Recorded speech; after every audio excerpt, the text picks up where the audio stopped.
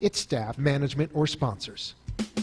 Are you a family caregiver? Are you caregiving for someone who can no longer take care of themselves? Are you overwhelmed?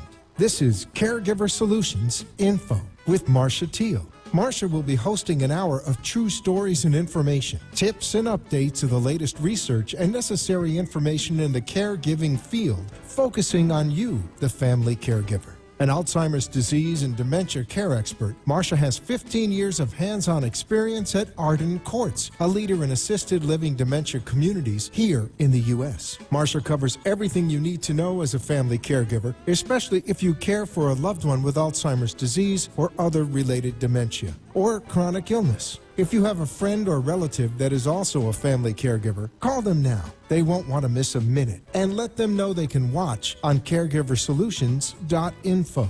And they can listen on WNN 1470 AM in South Florida or nationally on the iHeartRadio app. Now, sit back, relax, and learn from our host, Marcia Teele, as she brings information to you that may just be the caregiving solution you need. Hi, everyone, and welcome to Caregiver Solution Info Show. We have another wonderful program for you today. I'm very excited to be here to educate for caregivers.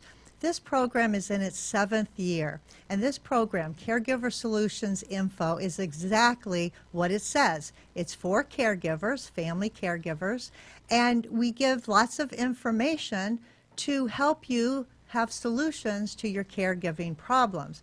Caregiving is very, very difficult. It's something that nobody really goes to school for. It's something that a lot of people are not prepared to deal with. And so any information that you can get to help you solve your caregiving problems and issues is a good thing.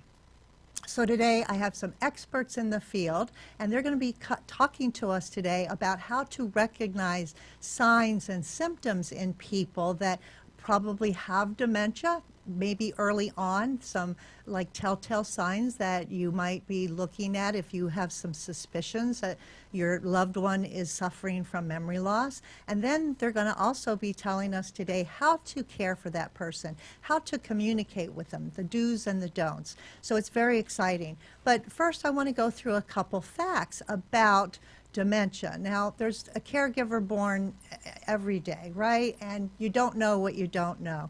And so it's very confusing. It's very daunting.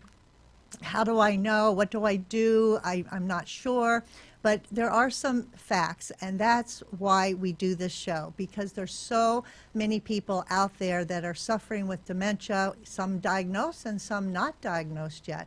And caregivers are really trying to learn and trying to be helped. And so these facts are about dementia and Alzheimer's. As many as 50% of people over 85 years old have some form of dementia.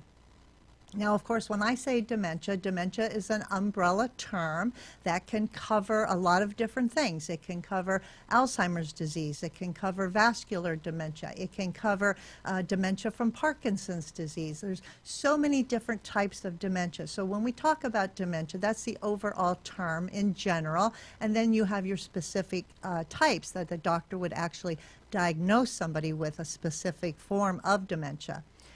Dementia is progressive. Now, again, that's something that a lot of people don't realize, that as time goes on, the dementias can get worse and worse. And the symptoms and the challenges that go along with those symptoms and the behaviors, they change over time too. So it's important to keep ahead of the symptoms and the behaviors so that you aren't blindsided and not know what to do. And that's why we're here today to talk about this. Dementia has many forms, as we said, different symptoms and different progressive patterns. Sometimes dementia can be very, very slow progressing. Other times it can be almost like stepping stones. It can be like a plateau, and then all of a sudden somebody drops in their cognitive behavior, and then all of a sudden they go along for a while and they drop again. And then sometimes, believe it or not, someone can be at a certain level and they kind of just crash. And so there's really no way to know which way it's going to be. So we have to be prepared and be aware that these things can happen. Behavior or word finding changes, not memory changes, may be the first sign. We're going to talk about those today. Dementia can be inconsistent. And so there's good days and bad days. And so this is very important for new caregivers especially to realize that it is inconsistent. Somebody might go along having a great day and then all of a sudden, things look kind of wonky, but then they get better again. So you're not so sure. Did you see something? Did you not see something? So we'll talk about that. Some other common forms of dementia besides Alzheimer's are Lewy body and frontal temporal lobe dementia, and also, like I mentioned, vascular dementia. And leaving an area and getting lost or disoriented can easily happen with your person. So on previous shows, we've talked about getting lost and people who wander and talk about what to do about that. And also people with dementia can be really stressed out and get distressed when they're in a certain compromising situation, either a confrontation situation or a confinement situation. And so these are just some tips and some information to be aware of. So we're going to be talking about all of this today, and my special guests come from Professional Nurses Home Care of Palm Beach County, and we have 3 of the representatives with us today. The first one is Lady Seville. She is a licensed physical therapist for 20 years. She's a national dementia care practitioner, a TIPA Snow Positive Approach care trainer. She's also the chair for the Florida Physical Therapy Association Membership Committee and a graduate of an advanced nursing program. Also today is Brian Vasquez. He is a licensed practical nurse. He has a bachelor's in science and nursing and behavioral, and he's a behavioral therapist. Brian has been in the healthcare field since he was very young, when he assisted and visited with his mother, who worked in an assisted living facility for 20 years. So I think it comes probably pretty natural to Brian here. And he's a very compassionate nurse and part of the Professional Nurses Home Care Committee Connect team. So hi Brian, hi lady, welcome to the show. Hello, Marcia. Thanks for having us. We're so excited because we know there's a lot of people listening right now. Well, people need the information, and I'm so glad that you're here to talk about this. It's very important. We educate on all kinds of topics related to dementia and also topics related to caregiving. I think we're going to touch on all of that today with you here, so I'm very excited. So I just talked about some actual facts, right? These are the facts. This is about what can happen. But let's talk about what a caregiver or a family member can look for when they might suspect something's going on with their loved one that maybe might not be quite right. It might be something that they're questioning. So there obviously are some early signs and warning signs, right, Brian, that we can talk about. So let's go through and talk about some of those. Of course, absolutely. So when I was going through nursing school, my mother, she's also a nurse, she described to me that dementia is sort of like an iceberg. You start with one thing and it just keeps on going down. At the top of the surface, it's one little cap, and then as you go down, it's something so much broader and so much bigger. And we know that a lot of our patients, they have one of the first things to look at is poor impulse control. And they do private things in public that you might not expect, or it might be something that is not usual of their behavior. Can you give me an example of that? That's a big one. Because I'm thinking of one that it happened to a friend of mine. She took her mother out, and something happened that upset the mother, and the mother started using cuss words and swearing, and the daughter was mortified because mother never did that before, and that was out of her character. So would that be like a not controlling an impulse? Absolutely, absolutely. They have what's easily described as they don't have a filter. So immediately when they're brought into a specific situation, that impulse, that it's gone. So they'll those behaviors, like my grandfather, he has COPD, he has vascular dementia. So you can easily see that he was such a gentle man, and then out of nowhere he'll just explode in Snap. public. And that's something very, very, so we always try to keep our calm, make sure that we are controlled in how we approach every situation. Well, that is certainly a big one. I think that usually becomes a shock to a family member when they see that, oh my gosh, where did that come from, right? Like, Ye- mom's not usually like that. Yeah, like my mom used to be so sweet, and then suddenly, in the grocery, she suddenly just started shouting at this lady because they took that can of Campbell soup. So those are something that we have to be aware of. Like, we know our family, we know when they're like, whoa, this is the first time this is happening. So we have to be aware of that as well. Okay, great. So let's go on to a next sign, Brian. Another one is poor immediate recall of information that they had or that they're given, or a specific situation and what's going on. So immediately they'll forget what you have said or what you have did previously the day before, or what they did for that instance, or what conversation they were having previously, so it's very easy for them to get lost. Yeah, I think a good example of that is one time, like, I had a patient that the son was there. It's like, all right, mom, I'm gonna go, I'm going to Aruba tomorrow, okay, remember, don't call me because I'll be in the plane. You know what, after a few minutes, it's like, hey, are you gonna be here tomorrow? It's like, no, mom, I just told you that I'm gonna be in Aruba. So they get upset, and those are the signs, like, you forget, like, wait, there's something going on here. I just told mom that I'm going to Aruba, but she keeps saying, like, no, I'm going to see you tomorrow. So that's like a great example when somebody just totally forgets what you literally just said. Okay, so that's Absolutely. the total recall. They can't recall maybe 5 Absolutely. minutes, maybe that morning, maybe even the day before. Of course, and it's frustrating to them, and that's where that impulse control, they lose it, and they don't know what's going on. And they say, I told you, yeah, right? I told absolutely. you.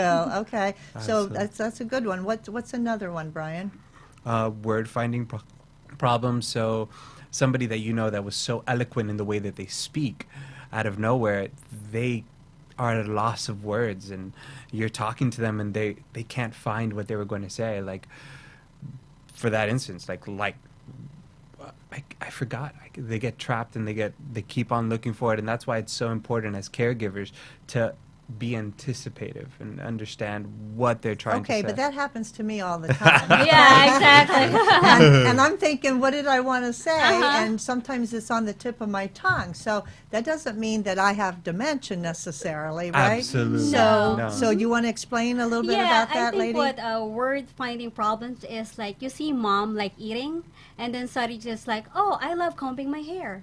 It's like the action doesn't really, what she's doing doesn't really relate to what she's saying. So I guess that's what, like, the words finding problem is like they're thinking of a word, but their action is totally different. So those are big cues that everybody needs to look into. Or like, I'm gonna be putting on my shoes, and then they're eating something Okay. like that. Mhm. What about somebody who, like Brian said, can't think of a certain word? Like, and if I said I need, and I'm thinking pen, right? But I can't think of the word pen. So a lot of times, if the word doesn't come, now, of course, we're going to realize when we see it that, a yes, pen. a pen, right? pen, It's, yeah. it's going to come to us. But a person with memory loss and can't think of the object, they might call this a thingamajig. Yes. Or they might Absolutely. call it that thing that you put in your hand Uh-huh. when you have to do something, Yeah. or something like that, right? Uh-huh. So they're Absolutely. gonna describe the object, right? Mm-hmm. And so these are lots of good examples of, like, Finding the the word doesn't match the action. But I will say, if you do not remember somebody, That especially does not That's mean not a dementia, right? here's my little tip with that. If you especially like somebody's name or whatever, right? But if it eventually comes to you, because sometimes we feel like, oh, it's on the tip of my tongue. But if it eventually comes to you, you're good, right? Yeah. You know, you might You don't just- have dementia. You don't You're have good. dementia. You might be under a lot of stress, Yes, right? And you uh-huh. might not be paying attention, and you might not be, thinking about it. So that might happen to you. But you like you said, lady, you know your loved one. You know what's normal for them, what's not normal for them. So I tell everybody, it's not normal for me to remember everything. Yeah. So don't worry, So- right? Yeah, don't worry. All right, Brian, another one. Another thing is perhaps one of the biggest things, confabulation. What does that mean? So confabulation is a patient or somebody that is in the beginning stages, or one of the bigger cues of dementia is that they'll make up things to make up for their deficit. So, hey, I ask a patient, hey, where do you live? And what do you mean, where do I live? I've been living in the same place for 20 years. You should know that. And that is something that they'll try to make up or describe what is going on, and they don't really know. Is that also like creating a story that might not be true? Absolutely. So they're unaware of their inconsistencies.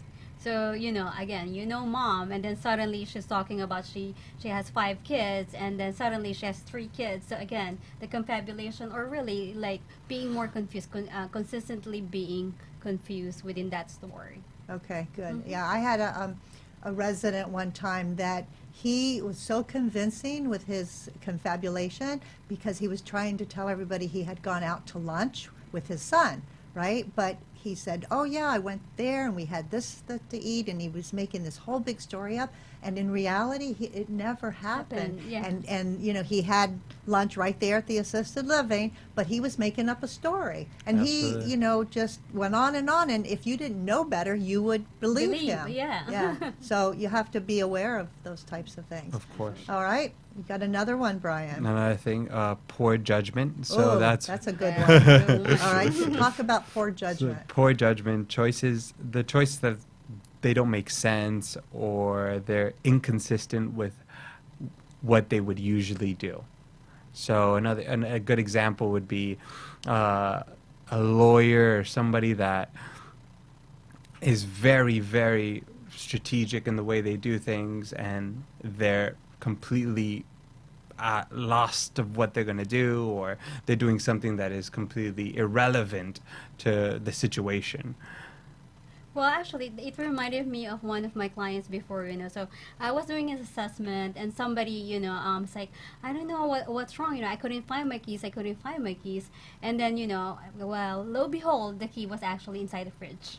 In the refrigerator. So those are like poor judgment, because you don't put like your car keys inside the fridge. You normally put it outside the hallway or anything like that. Or another good example of poor judgment, what makes it really, really bad, is when, like they would start like putting the pot. Like I had this patient before, client, that started like putting the pot on the bathroom area, and she thinks that's where she needs to, cook. So those are like poor judgment in a way, because they have a different way of visualizing things as well, and that can be very, very unsafe for them. Yeah, of course. Well, speaking of unsafe, on the way down here today to this radio station, I saw on the highway a silver alert That sign. one, Oh. yes. And that means that someone who probably They shouldn't got be off. driving got in a car and took off, and now they're lost and they don't know their way home. And so the silver Wow. alert. So that would be definitely poor judgment, right? Yes. Taking the car and not knowing where you're going and getting lost. So that is hard for caregivers to deal with a lot of times, because that's one of your last independent acts, is giving up that car. Yeah, right? yeah. And you don't want to do that, but they take the car because they think they have poor judgment, like Brian said, Absolutely. and they think they know where to go, and they Yes. think they can drive, and they think they're perfectly fine. Mm-hmm. And which goes along with the person who goes to a car dealership and buys a car and goes to another one the next week and buys another car. I mean, Yeah. because they don't remember, they have poor judgment. So they can get into a lot of trouble, absolutely. with poor judgment. Yeah. And that's when I think people are very threatening to themselves. They can hurt themselves. or if- others. Or others with poor judgment. They're not thinking rationally. They're not thinking through. They're just so confused or doing the wrong things. Yeah, that's a That's biggie. the most Yeah. unsafe. Yeah, that's very, absolutely. very unsafe. Okay, you got any more? Absolutely, they get lost, just like we were saying. They get Okay, just lost. like in- we They spend said. time. But not only physically, they get lost emotionally or mentally. They don't know where they are or what's going on. That's probably another frustrating point of them. And that's, as a caregiver, hey, listen, you're here. We're all here to take care of you. I had a patient that he forgot that he was in an ALF, and he thought that, where's my house? Where am I? I'm going to go home. And that's where they get lost physically. And, you have to be very careful on how you're helping them. And yeah. That's hard. They kind of get disoriented Absolutely. with time and place, right? Yes. So when you're talking about getting lost, and of course physically they might be home, right, in their own home, but they say, I want to go home, right? Because they're lost. Yeah, absolutely. And they want to go home. So sometimes home isn't a physical. Sometimes it's in their head what they're thinking that is home. But they can be disoriented with time. With So time, yeah. like what you talked about, lady, before, like, oh, I have 5 kids, but then no, now I only have 3, because they lose the time frame, right? Exactly. And of course, like, comes with time as well, like the sundowning effect. Like, usually they get a little bit more confused, in the afternoon. So that's one more thing that, can be something that we as caregivers can look for. Like, you know what, I noticed that mom or dad kind of gets more confused in the afternoon. So those are little signs too of, oh, we gotta get this checked out. Now that's a syndrome. That's Yes. sundowning Downing syndrome, syndrome, yes. right? Mhm. So, and it really does sound like what it is, because as the sun Sun goes goes down down. and it gets later and later in the afternoon, these other behaviors shows up, yeah. Yeah, Mhm. and I don't think they know exactly why that happens with certain people, but they definitely, not everybody has Yes. it, of course, Mhm. but they have this sundown syndrome, Yes. and it's very evident, right? Super people can evident, yeah. people Mhm. can change their behavior very significantly, can't they? Yes, ma'am. Actually, when you go and, of course, we deal with a lot of assisted living facilities that have, memory care units. And usually when you go in the afternoon, you're going to see a change. It's literally a day and night change. Go in the morning, Absolutely. go in the afternoon, you'll see a little bit more confused, of course, residents. Wow. Absolutely. Okay. All right.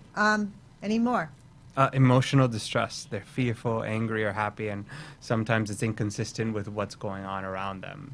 Okay. Like an example of that might be. They're at a party and they're upset, and you have no idea, and they have no idea why, but you can see it, and it's apparent. Or something that they're very happy about usually is completely different now, and it happens like that sundown effect. Their family's there, and they're upset that their family's there, and it's very confusing for the caregiver. Okay. Not knowing why they feel the way they feel. Yeah, Absolutely. exactly. That reminds me, like, one time, like, I was with a husband and wife, and the husband, ended up sadly having, we have to call 911. The wife had dementia, and, of course, with a normal person, they'll be worried, but with her, she was like literally, the opposite. She was like laughing and everything. Elated. So that is like such an obvious sign, but it is a good example of they're not like the reaction is totally different from what it needs to be. Right. Okay. Good. Those are all really, really good things to look for. But let's say that I'm a caregiver for a parent, and I see some of these signs, just like you described. Like, oh, mom's doing that, mom's doing this. As a caregiver, then, what would I do next? Is there something that how do I validate that? How do I check it out? What should I do? Absolutely. And a lot of that is asking the questions that require explanations. So asking open-ended questions. So, Mom, how are you feeling? Instead of, Mom, what's going on? Or, Mom, is this what you want? Yes or no? And we want an elaboration. We want an explanation from her of how she's feeling and what is going on in her head, you know? Okay, trying to get to the root of the behavior, right? Trying to Absolutely. figure out, like you just said, if she's at a party and everybody's happy, why is she upset? So Absolutely. you want to try to figure out what it is that's upsetting her. Exactly. Yeah. Instead of just asking like, "Are you upset?" Because that's a yes or no question. So, but if you change it to "Why are you upset?" then it changes the whole thing. Then they'll be able to hopefully explain much better. Okay. And what about involving other family members? What should you do if you suspect something? That's actually super important, like getting the involvement of the family, because at the end of the day, they're the ones who actually know the mom and dad. So you can ask them, it's like, is mom normally really upset? Does mom really forget a lot? So those things, or like, what did mom used to do before in her, what did she used to enjoy before? Oh, mom used to enjoy dancing. Or those are the things that we can use the family as for me, it's the biggest resource. Absolutely. When we deal with, dementia patients, they're the ones who can truly help us. So asking them is this mom really wakes up this late? Because even like just the change of behavior of when they wake up or something like that is super significant. Yeah, wow, that's good. Absolutely. Because other people can confirm, Yes. right, what you suspect. So Yes. you can ask people that have been with her, people that spend a lot of time with her, and ask those kind of questions, yeah. Any other tips with how to check it out? Anything else that you want to add with Yeah. that? Well, one very important key is do not point out their inconsistencies. Don't point it out to them. Do not point out or highlight inappropriate behaviors. Because again, what we normally forget is, if you recognize that there's inconsistencies with mom, for example, with a story and you're getting upset, do not try to convince them that you are the right one. Okay, so just write it down, so then the next time you see the doctor or a therapist, then you'll be able to address it. Because what's going to happen is it's going to frustrate you as a caregiver.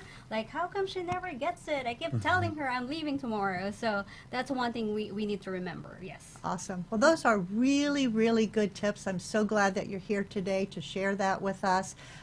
We are going to take a quick break, and when we come back, we're going to have more information for you. I'm so glad that Lady Civilis and Brian Vasquez were here, and we have somebody else going to be joining us in just a few minutes, so stay tuned. We'll be right back.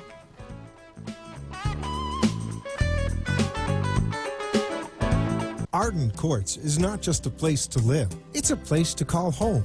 Residential living combined with quality caregiving. This is the philosophy behind Arden Courts. Communities created exclusively for individuals with Alzheimer's disease and related dementia who would benefit from a safe and structured environment. For additional information about any of the unique services Arden Courts provides, call 888-478-2410 to locate a community nearest you. Inquire about our educational seminars, resource library, or support groups, or simply feel free to ask questions you may have about Alzheimer's and related dementias. At Arden Courts, we know, we understand, and we can help because memory care is all we do. Remember, call 888-478-2410 for additional information about any of the unique services Arden Courts provides.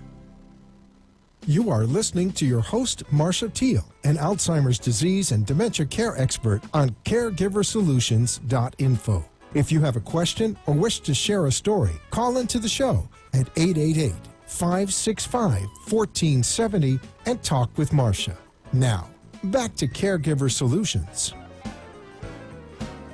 We're back, and I'd like to take this opportunity to thank our national sponsor, Arden Courts Memory Care Communities. Arden Courts is a leader in memory care, and they have about 50 assisted living memory care communities throughout the United States. Arden Courts is there to help you, not just helping your loved one, but helping you too as a caregiver. This is a book. It's called The 36-Hour Day. It's a wonderful resource for caregivers. And just because you are listening or watching this show today, it can be yours absolutely free. This book is invaluable to caregivers. It will teach you things. It will help you with your difficult issues. It will give explanations. And it is something that I highly recommend every caregiver to have because it's specific about dementia. If you would like to have this book, all you have to do is send an email with your name, address, and telephone number to delray@arden-courts.com. That's DELRAY at Arden, ARDEN, courts, COURTS.com, and tell them that you heard about the free offer on the Caregiver Solution Info Show, and they'll be happy to get this book to you as soon as possible. So again, the 36-Hour Day, it's a great resource. If you don't have it, get it. If you know somebody that could benefit from it, get it for them. They'd really appreciate it. So today I have special guests with me from Professional Nurses Home Care of Palm Beach County, and we're talking about dementia. We're talking about how to recognize dementia in a loved one, maybe in the early signs. So we talked about that the first half of the show. And so we have Lady Civilis back with us, and joining us now in this segment is Melissa Bonilla, and Melissa is also with Professional Nurses Home Care. She's born and raised in the Philippines, and she has a degree in mass communications, and she's a very passionate individual. I know that. I know her, and she's very passionate about helping people, and she's also a certified national dementia care practitioner, and she's part of the team of Professional Nurses Care of Palm Beach County. So welcome to you, and welcome back to you, lady. Thank you for having us. Thank you for having us. You're very welcome. This is great stuff that you guys are providing, this information and the care that you give to your Yes. clients, because you understand what it's all about. You know, you have, in order to care for someone really well, you have to know what's going on with them. And so, you know, this is why we want to teach our caregivers so that they can, at home, care for them. Yes. And then when they can't care for them anymore by themselves at home, they want someone to come in who also understands dementia care. And that's Yes. where you all come in. Yes. So this is wonderful. So when Brian was with us the Yep. first half of the show, we talked about the signs and what to look for, and some of the things that family members could pick up on, right? Yes. So now let's go the second half, Yep. or the next step, I guess you'd call it, of how to help. Yep. What do we do once we get the diagnosis, right? You had Yes. mentioned, lady, you go to the doctor, you get an official diagnosis, and now the caregiver's home, and okay, they know what's going on, but how do they care for somebody? What are some of the ways that they should relate? And so this is the next part of next our part. topic is Yeah. how to relate to somebody with dementia. Yes. So All right. one thing that we kind of specialize on is, of course, doing a Teele positive physical approach. So actually, I'm happy that everybody's listening in right now, because Yeah. me and Melissa are actually going to be having like a live dialogue on how you're going to deal with it with your family member or a patient who has dementia. So this is like a skill that you guys can use. So Teele Snow is actually an occupational therapist for more than 3 decades, and so she's always been passionate with dementia, and including us as well. So we made sure that we trained ourselves and become trainers to be able to train everybody here right now. So we're excited. Oh, that's Yeah. awesome. I know Teele Snow, and she is Amazing. She is Amazing. amazing. Yes, She ma'am. is very amazing. I know that she does seminars across the United States, and she is also very passionate as well. So what is the Teele Snow technique? Why is her technique different than other ways of dealing with people with dementia? So her technique is totally different because she believes more on living, us clinicians living in where our dementia patients are. Like being very positive, different approach that we learned, and today we're going to teach you guys Yeah. on how we're going to do it. Okay, Yeah. let's go. So for the second half, as what Lady has mentioned earlier, we are going to be talking about positive physical approach, or PPA, by Teele Snow. So how is it? Is that first in a public space, or not just in a public space, but like a private space as well, always make sure that you have to have an eye-level contact, eye-to-eye contact, with the patient or with the resident, to let them know that, hi, I am here. You say hi to them, but with hand gestures, because they're very visual. They need to know where you are, what are you talking about. So now I'm giving signs that, hi, my name is Melissa, and to let them know this is me. So don't wear your sunglasses when you do that. Exactly. No, absolutely. Absolutely. And one more thing that we should not forget is, remember, we have 5 sensory. Guess what's the most important? It's what we see. That's what we see. Right? We believe, even right now, us as normal right now without any dementia, we believe in what we see. So with residents or patients that we have that had dementia, that's the first sensory that they have is their vision. It's their vision. So that's number 1. Number 2, as I mentioned, with the number 1 as well, have that visual, and then placing your hands, making sure where you want them to direct their eyes, where you want them to talk about, like my name or myself. I think another one is that when you want to offer your handshake to the patient or the resident, make sure you let them know. It's like, hi, my name is Melissa, and then go to the right side of the resident or the patient, just to give them, to assist them, to support them, to let them know that they're the one who's in control of the situation. Always making sure that, okay, who are you? Because normally, as what mentioned earlier with Brian, is that they get confused, and they have a defense mechanism of like, who are you? Why are you touching me and all that? Right. So it has to be like you are leading, to make them feel that they are leading, they are in control of the situation, but at the same time having that hand technique with them, assuring them that it's okay. So you had a special way that you Yes. greeted her. Can you do that again? So it's called actually a hand under hand position. So it's like this one. Okay. So let's say I am the patient or resident. Lady is my therapist. I'm the therapist. So normally when we hand, it's like, come over here, right? So Normally, right? And then come over here, this way. And so they feel, what happens? They become rigid, and they feel like, who are you? Why are you in my space? So now she's gonna show us like what would be the most effective way for them. Yes. So it's called hand under hand grasp. So it's like you're gonna do like a butterfly. All right. Then you close it. You see how like the caregiver's hand is actually inside. Guess why? When we are babies, the first thing that we do is we have the palmar grasp, right? The baby skips like just grabbing something. So that including the dementia patients, that's what they feel. They is feel like, that okay. palmar grasp, right? So now she's let's actually say in control. I'm in control. Okay, I want to go here, but maybe you wanna give me or you want me to go to your space, but still I'm the one who's leading, Yes. feeling that I'm the one doing it, and Because- not you forcing me And to the way go. that you did your hands, it's a familiar, It's a It's a familiar familiar yes. from being infant. Of Yes. that It's an tact- innate it's like ability. A tactile. Yes. Yes. Okay. Wow. That's So that's really great. that's like really when we were doing the training because she was able to do the training for our company, and you're right, it's true. We put our blinders and just kind of like, you know what, you're right. You have more of that support. You feel supported. You feel secure. So what other techniques would you give to caregivers to have I guess a more enjoyable day, because sometimes it's the really little things Yes.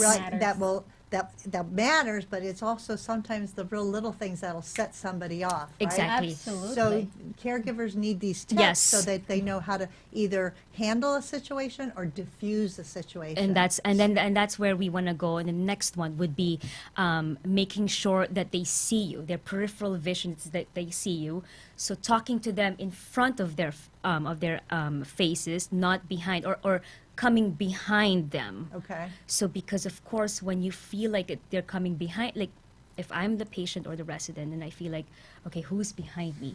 Yeah, it can be scary. It can be It's scary. like you're creeping up on them. Exactly. You don't want to do that. So be in front of them. Always be in front of look them. look in their eye. Talk to them softly, calmly. Yes. Okay, good. Keep So, going. This is great. And I think, and as I mentioned, making sure that you get at below level and of course you have to be careful too, like not really positioning yourself not to feel like they're being attacked, meaning Do not lean in. do not lean in.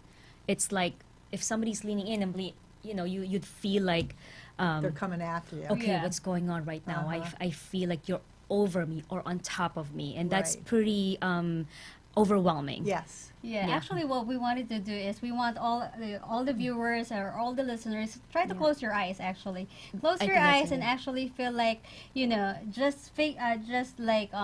feel like somebody's walking behind you, right? So imagine that, like you will feel startled yourself. Yeah.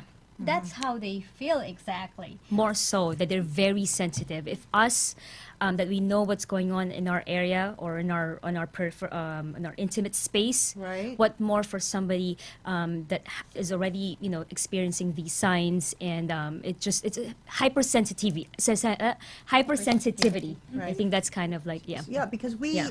have to put ourselves in their world. Yes. Because they really can't relate to our world anymore Yes. because Yep. of the dementia. So what you're saying is you have to relate to them in the way that they Yes. can now understand. Yes. So they're not the ones we expect to change. We have to change Absolutely. Yes. the way we relate to them, right? Yes. Yes, so Marcia, when I do like training for caregivers, my favorite part is when we do role playing. Yeah. Because everybody just like, oh my God, I did not even think about that. It's like, okay, everybody gets to be blindfolded.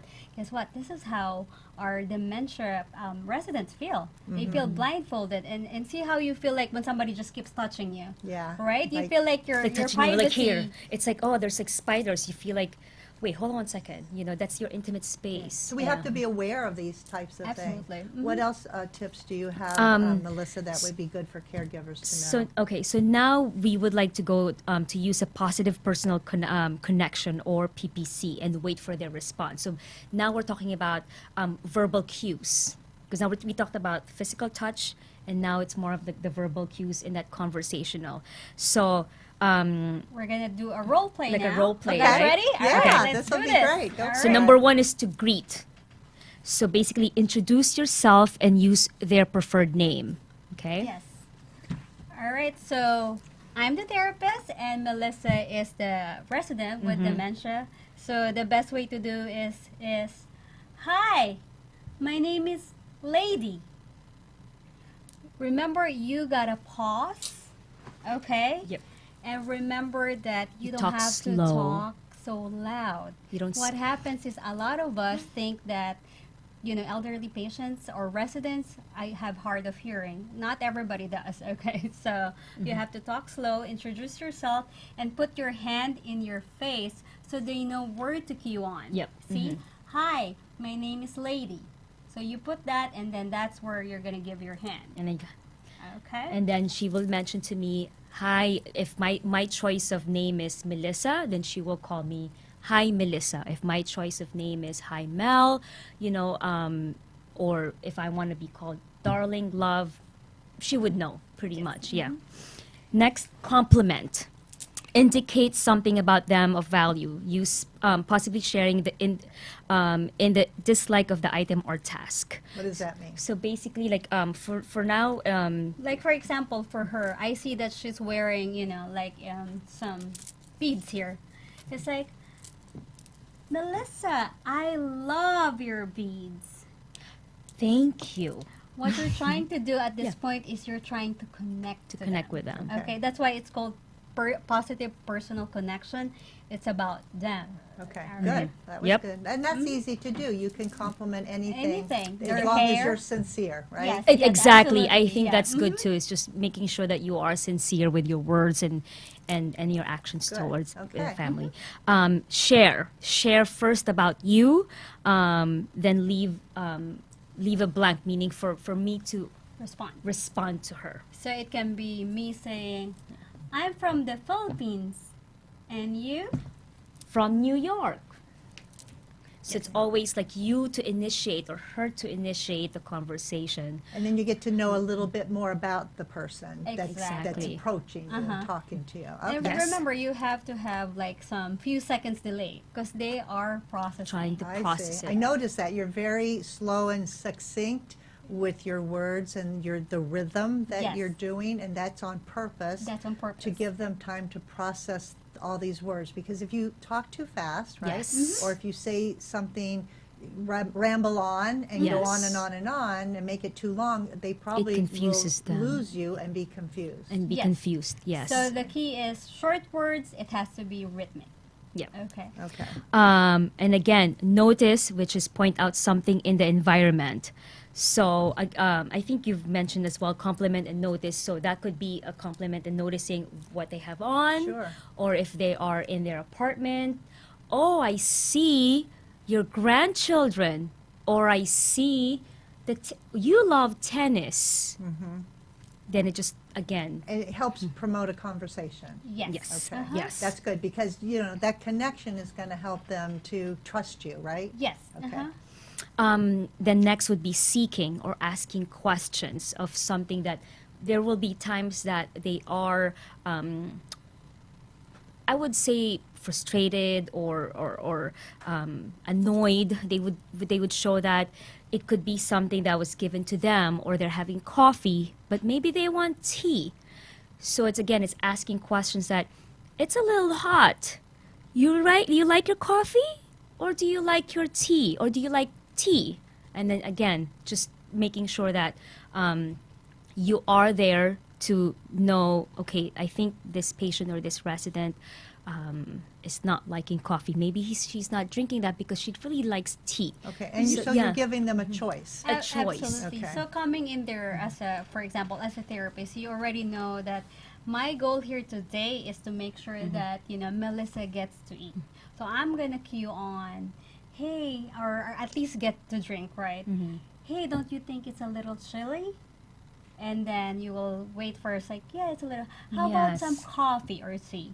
So at least I was able to direct that okay, at least I'm able to hydrate my resident. I'm able to hydrate her and cue her on that one. So in essence, what you're doing is you're getting the patient or the resident to do what you want them to do Yes. without telling them to do what you want them to Yes. do. Yes. And you're sort of leading them into it, which is a very natural way to do it because as we all know, a lot of people with dementia, they don't want to be told what to do. Nope, nope. Yes, Yeah. yes. So that's a great way to do it. And then we talked about the choice. Do you want the red sweater or the blue sweater? Yes. And either one is okay, right? But it's a sweater if it's chilly out.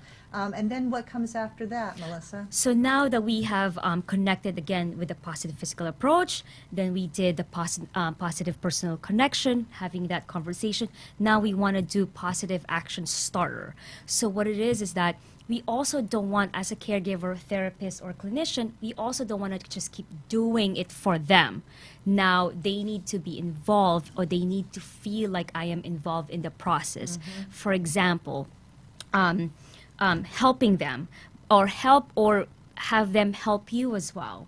For example, oh, okay, so wow, I see that you like makeup, let's say, right? Oh, okay, so you like makeup. So let's go ahead and try to comb. So now, again, as we mentioned earlier, we want them to do something. So you're showing them with yourself. And then also like letting them know that they can do it by themselves, not me as a caregiver. Okay, let me just comb over you so we can. They need to feel involved. Yes. They need to be involved in That'll make actions. them feel more self-esteem too. Yes. If they can be involved and do some things for themselves, and Yes. they have that self-esteem. It makes them feel good Yeah. about doing something like that. They want to have a purpose. Yes. Yes. I Yes. think that's one thing that us as caregivers takes away a lot of things. It's like Just you wanna want be to quick, do quick, things quick, yeah. fast. Yeah. We already know that they have delay. I think that's one thing that we have to keep in mind. Like it will take a couple of more minutes Yeah. compared to if we're the ones doing it. For them. But that would help them, their range of motion, to help them get out of the pain so that, they're not so tight. So if they're more involved in the process, they're going to end up doing doing it with you? There was a good example when she went in one of the buildings up north, and the patient didn't want to walk, but she was able to, and nobody. She just doesn't want to walk. She just wants to go in a wheelchair and just be wheeled out. But she was able to. Okay, so why don't we stand up? And do a few steps, and then just talk about that. Like, Yeah, like you have to. I think what Melissa was saying is, so I had we had a resident that wasn't, she wasn't walking for like good 6 months, Yes. and then she went to rehab, and then I spoke with the daughter already. I gathered what I needed to gather, so I knew that she likes painting. So what I keyed on is like, okay, I'm gonna key on the painting. So I did my positive personal connection, and after that, I'm gonna use what she likes. So it's gonna be painting. So so what I did is I did my hand under hand. Remember that butterfly handing, and what I did is like, oh, there is a painting downstairs. Would you like to see it? Guess what? I mean, All of a sudden, all of a sudden she's with going. you. yeah, Yeah. actually, we caught it in video and sent it to the daughter, and she was so happy and delighted. True story. And that's one and of that's the what conversation. makes Yeah. us caregivers love what we do. Yeah. It's like moments like that, like you're blown away. That was I'm such a like, success, right? Yes. Yes. Somebody that didn't never wanted to get up, and you were able to make the connection, and get her to walk. Yes. When she didn't want to, but she did it on her own because you made her want to. Yes. And by your technique. So this is like totally amazing. Yes. I love how you do this. I love what you do. I love the Teele Snow technique, and you've learned that, and Yes. obviously you've applied it very successfully. Yes. Right. Yes. So today, we've been talking about dementia care. We've been talking about how caregivers can help their loved ones.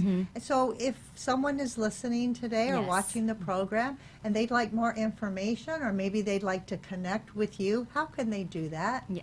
So we do first, of course, everything's like social media now. So on social media, so we're on Facebook. So We Care to Make a Difference, and our website as well is wecaretomakaDifference.com.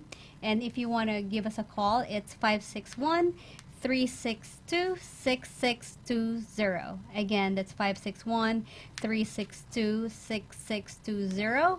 And, somebody will give you guys a call, or, somebody's of course in our office, and to help you guys in whatever you need, including if you have just any questions in regards to the topic that we discussed today. We Yes. are super passionate in what we do, so you can call us, and it's like, hey, you know what, I did hear that you guys did this, can we try it with mom at home? Absolutely, we're there 100%. Yeah. Wow, that's great. So, you know what? If you need help at home with a loved one, if you are having trouble getting them to do something, and you want to have somebody in your home to help with the techniques that you've heard here today, then you definitely want to call, because these gals and guys that we've had on today, they certainly can help. They understand dementia care. They understand what caregivers go through. They definitely understand the behaviors, signs, and symptoms. We've been talking about all of that today. It's Professional Nurses Home Care of Palm Beach County. Their phone number is 561-362-6620. Give them a call today. They'll be able to talk to you. They'll set something up. They'll consult with you, tell you everything that you need to know, give you all the information that you need, right? Yes. Everything that you need to Yes. know. Yes. So I'm so happy that you guys were here today. And again, from Professional Nurses Home Care, we have Melissa Bonilla. Yes. We had earlier Brian Vasquez, and of course Lady Cervillas, Yes. representing the company today. And they are such wonderful, passionate, caring, kind people, but they're very, very good experts at what they do. And so Thank they you. can help. And if you need help at home, you need home health, you need a caregiver, right, in the home to help with mom or dad or grandma or grandpa or your spouse, give them a call. They'll be able to help you with anything that you could do. And if they can't do it, they'll find They'll out what find- else you yes. need, and they'll find out for you, right? Yes, And yes, I know absolutely, you guys yes. are great resources. So, We are so happy to have you with us Thank you today. so much. Thank you Thank so you. much. And Thank you. for sharing all of your expertise. This has been really, really great. Yes. I want to thank you, the audience, today for tuning in either on iHeartRadio, local AM/FM radio here in South Florida, or on the Caregiver Solution Info website, which is caregiversolutions.info. We're here every Tuesday from 6 to 7 p.m. with good information, great advice, wonderful experts in different fields related to caregiving and dementia. So tell everybody about it, and I hope that you join us next week for another great show. Don't forget also, if you haven't, get your free caregiver book. It's called The 36-Hour Day, just for free. Just give us an email at delray@arden-courts.com and get your free book. And so until next time, take care, stay safe, everybody, and have a wonderful evening.